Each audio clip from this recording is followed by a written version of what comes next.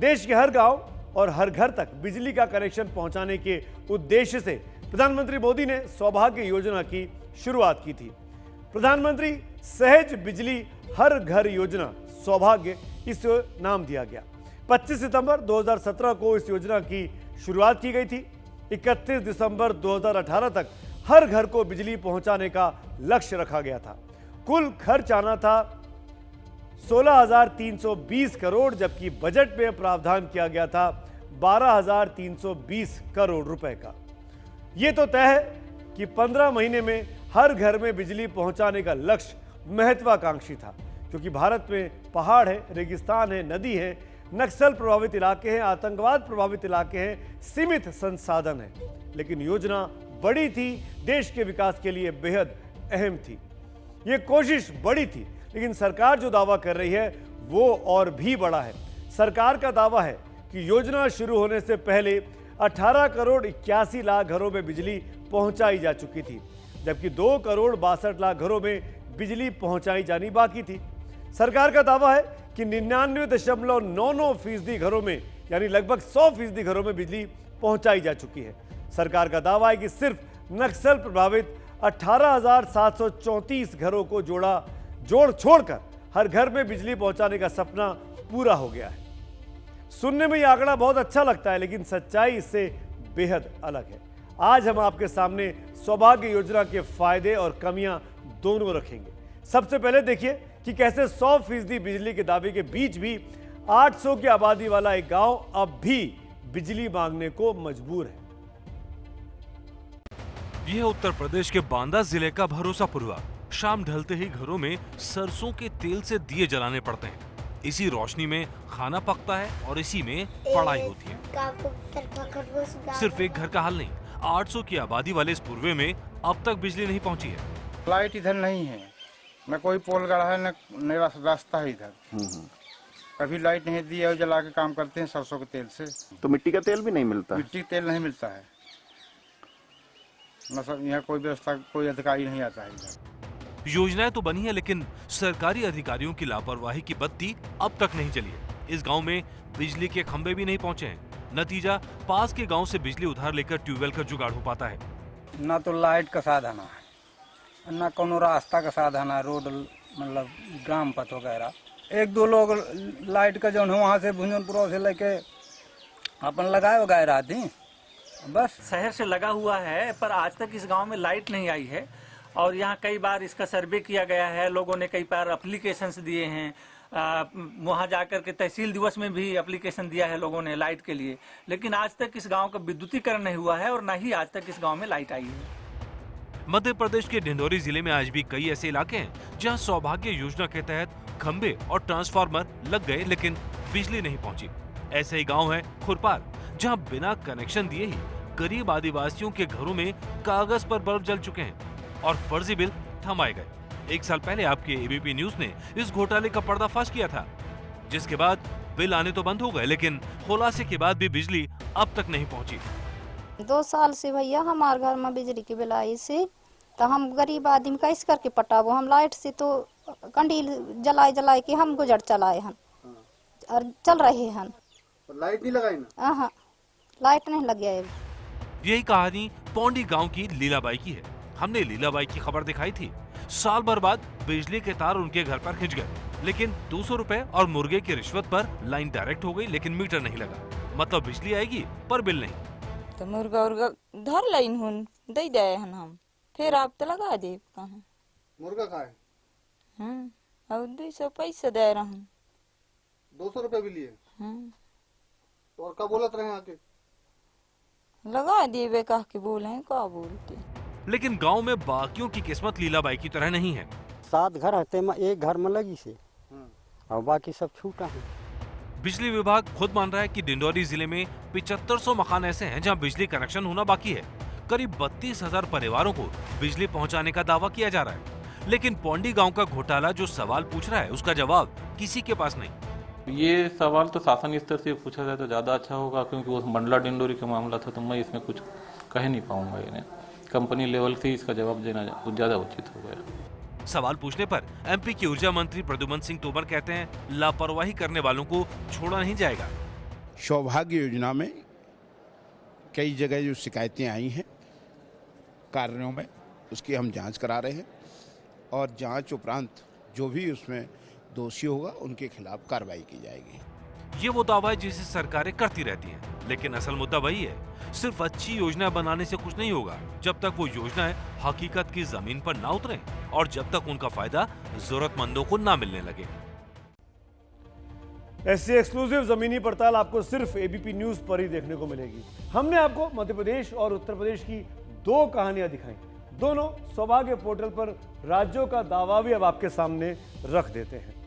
उत्तर प्रदेश सरकार का दावा है कि राज्य में 2,86,75,462 घर हैं, जिसमें योजना के बाद बचे हुए 79,80,568 घरों में बिजली कनेक्शन दे दिया गया है, यानी 100% बिजली पहुंचाने का दावा सरकार का है। लेकिन बांदा के भरोसा पुरवा के देशराज की कहानी कुछ और कहती है।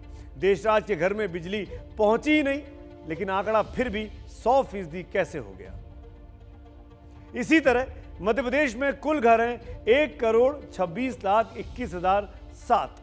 दावा है कि योजना शुरू होने के बाद बचे हुए 19,84,264 घरों में बिजली पहुंचा दी गई है और कागजों में यहां 100% घरों में बिजली पहुंचाने का दावा किया जा चुका है। लेकिन यहां हम डिंडोरी जिले के खुरपार और पौंडी गांव पहुंचते ही वो ढाक के 3 पात है। 1 साल पहले हमने खुलासा किया था कि सिर्फ कागजों में इन गांवों में बत्ती जला दी गई है। साल भर बाद भी हालात बदले नहीं हैं, लेकिन इसके पीछे सिर्फ सरकारी अधिकारियों की लापरवाही जिम्मेदार नहीं है, राजनीति भी है। कैसे, देखिए इस रिपोर्ट में। शिक्षा की नगरी कहा जाता है राजस्थान के कोटा शहर को, लेकिन कोटा से करीब 55 किलोमीटर दूर है दामोदरपुरा। दामोदरपुरा की किशन लाल को आज भी विकास का इंतजार है। यहाँ सड़क और बिजली का पहुंचना बाकी है। अगर कोई पहुंचता है तो चुनाव के वक्त सिर्फ नेताजी।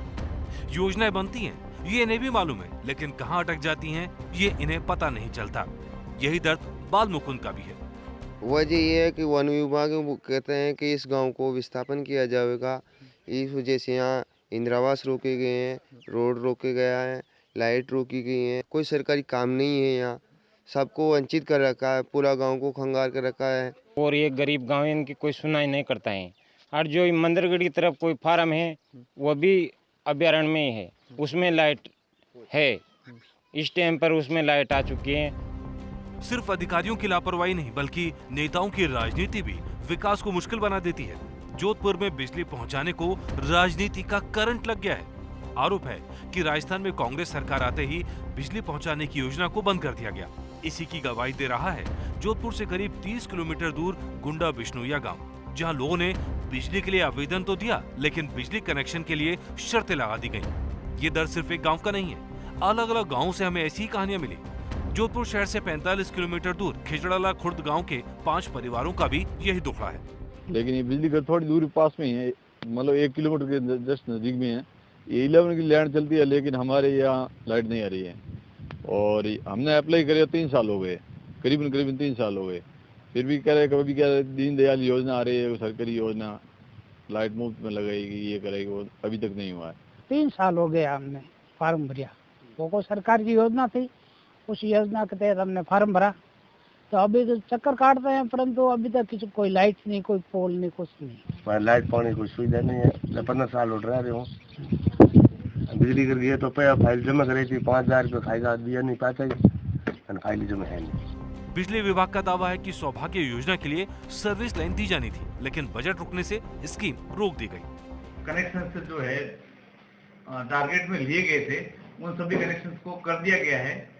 और क्योंकि योजना जो है 562 करोड़ की जो स्वीकृत हुई थी, वो 562 करोड़ लगभग खर्च हो चुके हैं, इसलिए जो है इसको, और इसकी समयावधि जो है वो दिसंबर 2020 तक ही थी। बिजली विभाग जो बोल नहीं पा रहा है उसे सामाजिक कार्यकर्ता खुलकर बोल रहे हैं। आरोप है कि योजना का फायदा जरूरतमंदों तक नहीं पहुंचने दिया जा रहा।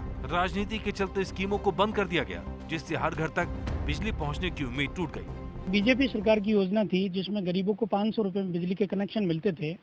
सरकार ने इसको बंद कर दिया है। जहाँ दूर दराज की ढाणियों या सर्विस लाइन के जो कनेक्शन है वो नहीं हो पा रहे हैं, इनमें आम जनता को परेशानी उठानी पड़ रही है। सरकार द्वारा बंद की गई ये योजना है, बहुत ही इनका गलत कदम है। 2018 तक ये योजना चालू थी, उसके बाद में उसको उन्होंने नाम चेंज करके दीनदयाल के नाम से चलाया था, लेकिन अब उसको भी बंद कर दिया है। यानी सौभाग्य योजना बनी, बहुत से लोगों को फायदा भी हुआ, लेकिन कहीं सरकारी अफसरों की लापरवाही के चलते और कहीं राजनीति के चलते घर घर बिजली की योजना अटक गई, जिसका नुकसान आम जनता को उठाना पड़ रहा है।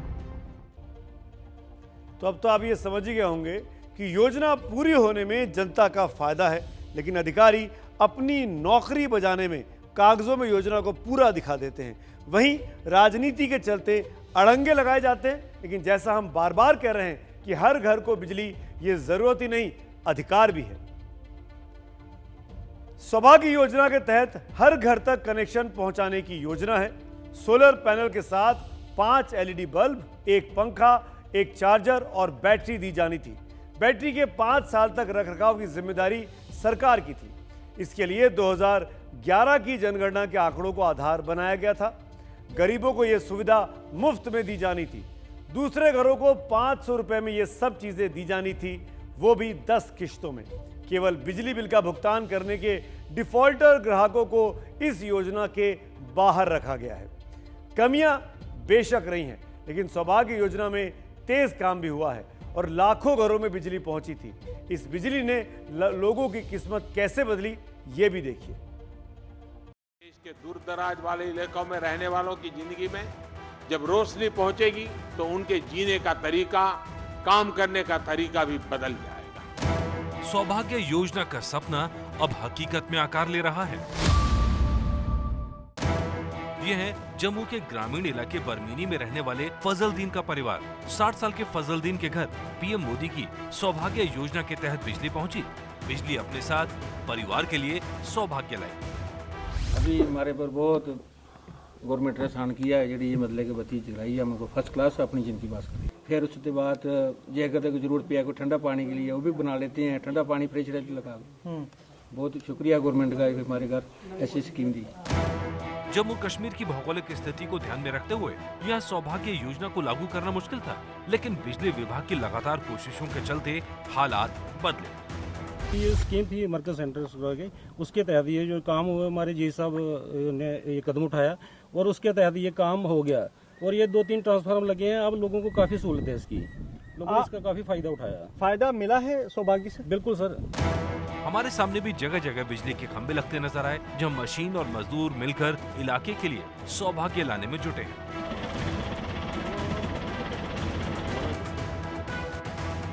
जगह जगह ट्रांसफार्मर लगाए जा रहे हैं, जिसमें इलाके के लोगों ने भी भरपूर सहयोग दिया।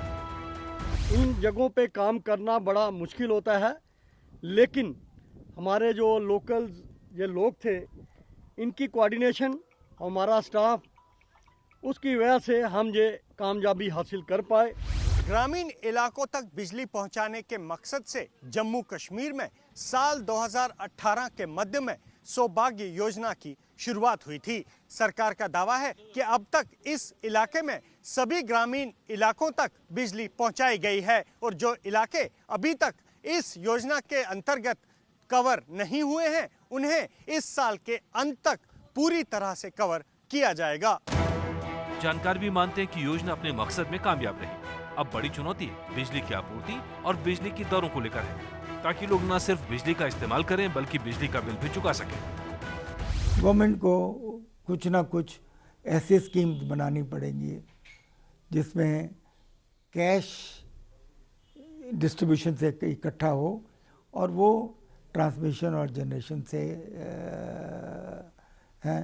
इसके लिए कुछ कड़े कदम भी हो सकते हैं, कुछ सॉफ्ट कदम भी हो सकते हैं। देश के विकास के लिए बिजली, सड़क, पानी और आवास जैसी जरूरतें अहम हैं। हर आदमी तक इन्हें पहुंचाए बिना देश विकास के रास्ते पर तेज दौड़ नहीं सकता।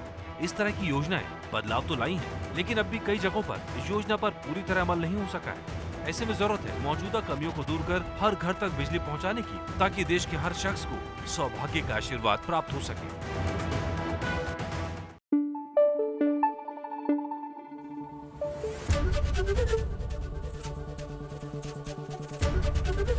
ABP न्यूज आपको रखे आगे।